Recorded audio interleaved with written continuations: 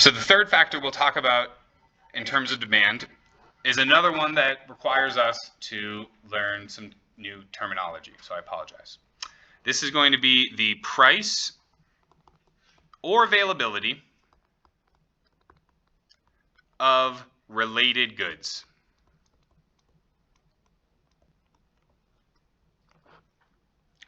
Price or availability of related goods. And specifically to talk about this, we're going to have to talk about two types of related goods. We have the first type, which is a complement.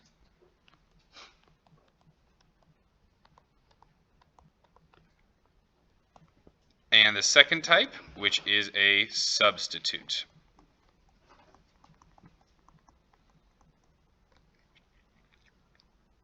All right. The complement, it's not a complement, right? That's not correct. You got to spell it with an E. It's not like you are so pretty. It is something that goes with something, right? So this is, hot dogs and hot dog buns. Peanut butter and jelly, shrimp and cocktail sauce,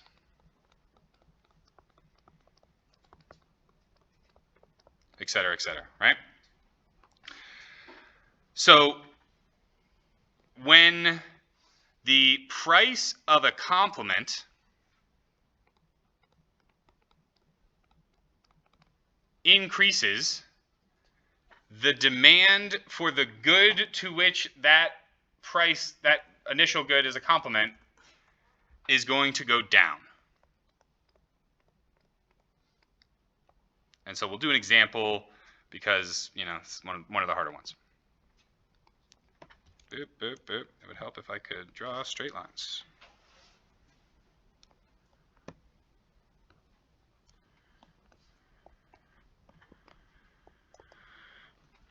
And so let's just, for simplicity's sake, let's just do hot dogs. And let's say that the price of hot dog buns has increased. The price of hot dog buns has increased. Well, since hot dog buns are complements to hot dogs, if the cost, so some things are package deals, right? Socks and shoes for the most part. There's some people that don't wear socks with shoes, but some things are package deals. And so if all of a sudden, socks become prohibitively expensive, a lot more people are going to be switching to sandals or loafers or Crocs or, whatever the case may be, right? Similar thing with hot dog buns, right? When the price of hot dog buns increases, you're probably not going to buy as many hot dogs as you would have otherwise. You're going to switch to maybe some hamburgers or something like that, right? So the price of hot dogs increasing is going to result in my initial demand being out here and shifting inwards. So a decrease in our demand from D0 to D1. Because who eats a hot dog without a hot dog bun, right? It's unheard of. Questions on complements? All right, sweet. Substitutes. Let's rewrite this word in the right color. Try to color code things best I can.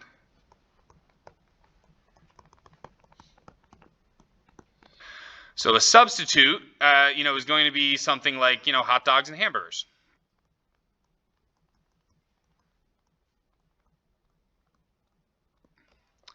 Some people say Coke and Pepsi are substitutes, some don't. We don't need to get into a debate on it right now.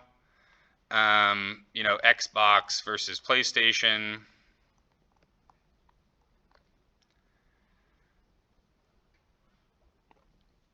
So these are things that for a very small amount of utility loss, people are willing to switch from one to the other. So as the price of a substitute increases,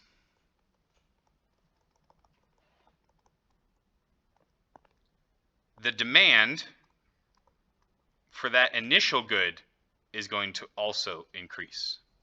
So again, we'll walk through an example and kind of think through it all together. price, quantity. Let's stick with hot dogs. It's boring, but it works. And we're going to say that the price of hamburgers has increased.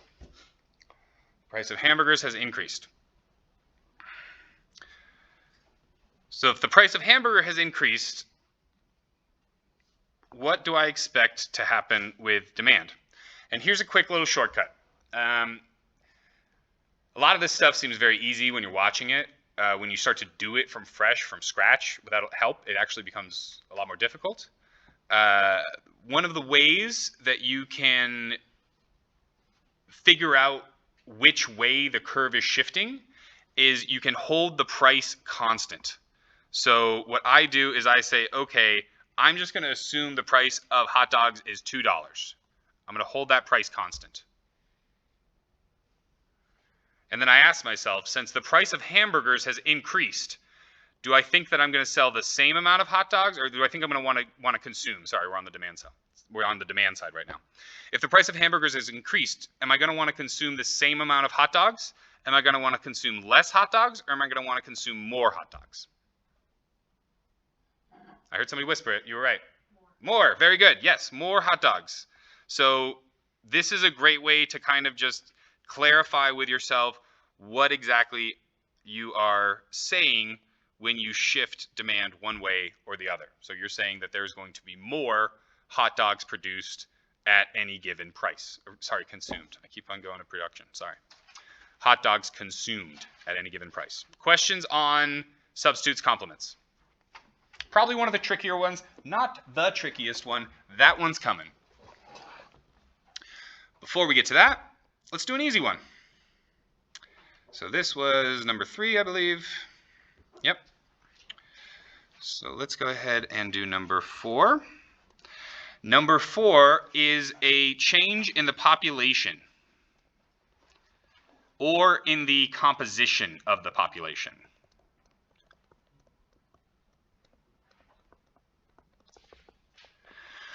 So the reason for this is tautological, right? It is built into the very definition of what a demand curve is.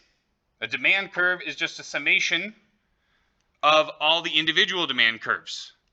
So if the price of hot dogs was $2 and I'm willing to buy 5 packets of them, this is my demand curve, right?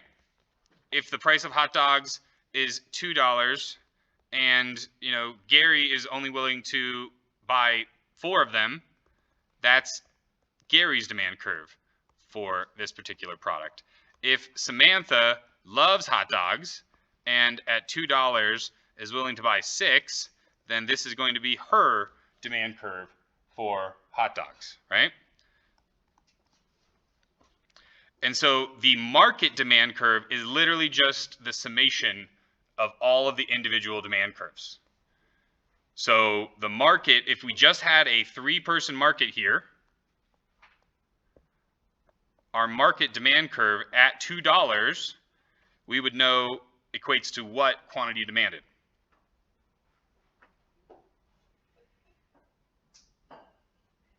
$15.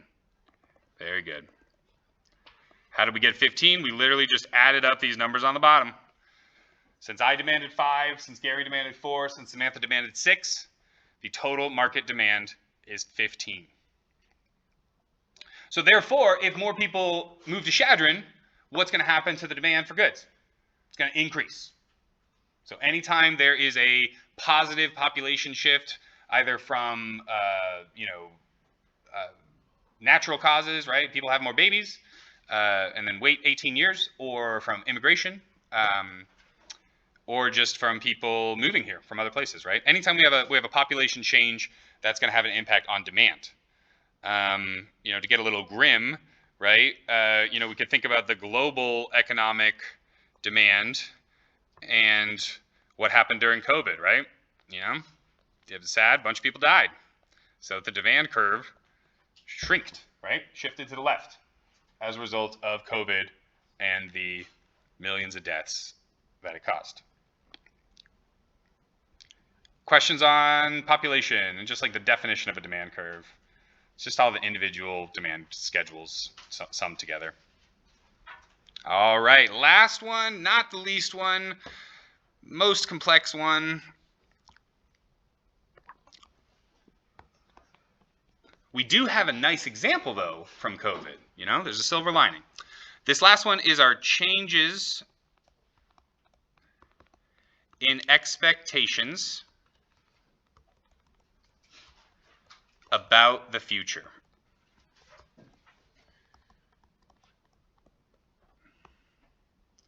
Changes in expectations about the future. What are we talking about here? So again, let's just jump right into an example.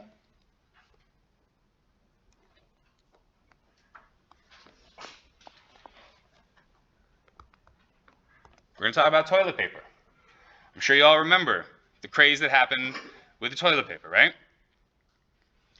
Part of that did have to do with the supply chain.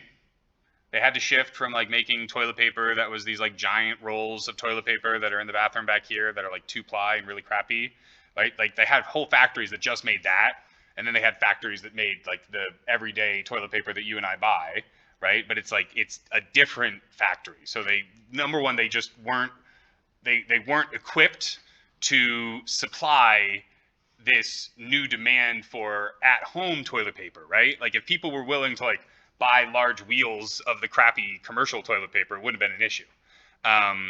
But it was the fact that, you know, and I mean, for some families, it did make sense. You know what I mean? If you were a family of 2 and you had like 4 kids, right? You know, and both the parents were working, everybody's gone for 8 hours. That's a lot of toilet paper that's not being used at home, right? That was used at school.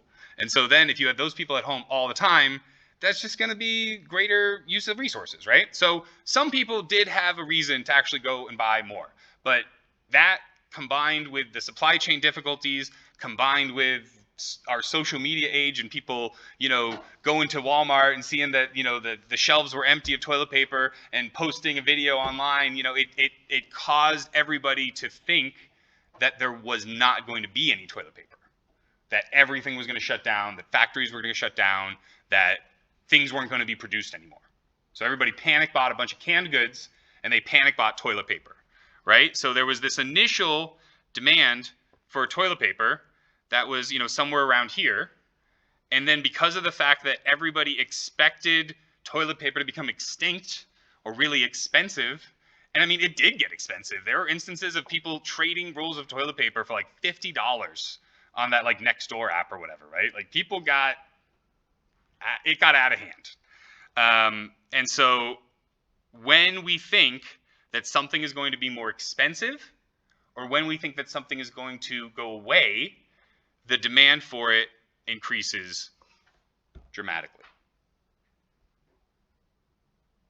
Similarly, you know, I bet the demand for the Nintendo Switch is plummeted since the news of that Switch 2 came out, especially since they haven't dropped the price, right? So that's also part of it, right? If you expect that this thing that you're going to buy is going to be obsolete in like 6 months when the next console comes out, you're not going to buy it. So the expectations about the future can sometimes actually have a self-fulfilling prophecy, right? You know, there's been times in my adult life where, you know, oil's been very expensive, gas has been expensive, and, you know, people go and panic buy because they worry that it's going to be more expensive in the future. Well, the actions of them going and panic buying actually increase the price. So in a way, these expectations about the future can have a way of manifesting themselves if enough people react strongly enough. That make sense, everyone?